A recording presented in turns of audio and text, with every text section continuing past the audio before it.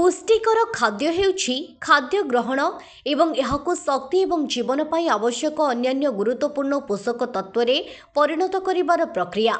पुष्टिकर प्रक्रिया रे जीव माने पोषक तत्व व्यवहार करନ୍ତି।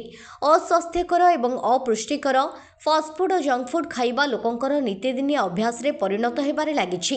फलरे लोके माने अनेक रोगर शिकार हेउछन्ति।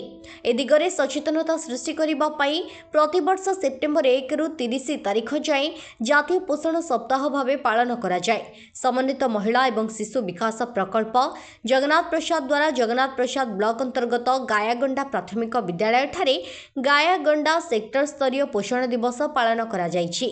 एही सभारे रक्तहीनता विषय रे सचेतन हेबा, शिशुर निरीक्षण करने सह आद्य शैशव एवं प्राक विद्यालय शिक्षा पाई जत्नवान हेबा सह दैनंदिन जीवन में विविधता आनिबा उपरे आलोचना करा जायथिला एवं नूतन भावे जन्म देबाकु जाउथिबा गर्भवती महिला मानकु सम्मानित करा जायथिबा। शरीर विभिन्न कार्य संपादन पाई आवश्यक उपादान विभिन्न खाद्य मिलता है।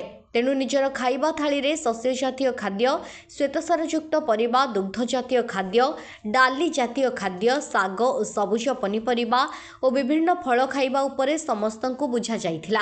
तत्सहित अंगनवाड़ी कर्मी मानकु सम्मानित करा जाइथिला। एही सभा ग्रामीण बैंक मैनेजर सुजीत कुमार सिंह भगवान को पाखरे प्रदीप जलाई आवाहन करथिले और अंगनवाड़ी कर्मी श्रीमती अरुणिमा महापात्र सुमधुर कंठरू एक भजन द्वारा आरंभ होइथिला। एही सभारे सुपरभाइजर संतोषिनी सेठी, उत्कल ग्रामीण बैंक मैनेजर सुजीत कुमार सिंह, सरस्वती शिशु विद्या मंदिर प्रधान गुरुजी प्रकाश नायक, गायागंडा प्राथमिक विद्यालय प्रधान शिक्षक एवं ग्राम विकास विद्या विहार शिक्षक शिक्षयित्री योगदान करथिले। सप्तम राष्ट्रीय पोषण मास चली सेप्टेम्बर 1 तारिख रु सेप्टेम्बर 30 पर्यंत आमर आज गायगंडा अंचल स्तरीय पोषण मास कार्यक्रम आयोजन होता जो कि आम आखपाखर समस्त गर्भवती माँ, प्रसूति माँ एवं अभिभावक मानक डाकिकी से पोषण विषय में सचेतन करने आमर लक्ष्य थिला। ए वर्ष जेपरिक आमर अच्छी रक्तहीनता निराकरण आ पोषण भी, पढ़ाई भी, परिवेश सुरक्षा, ग्रोथ मॉनिटरिंग एमती सब मुख्य विषय गुड़िक आधारित होती वर्ष पोषण मासर थीम जो गुड़ा को लेकिन आम बास सारा से सचेतनता अभियान आमर चल आसीचु।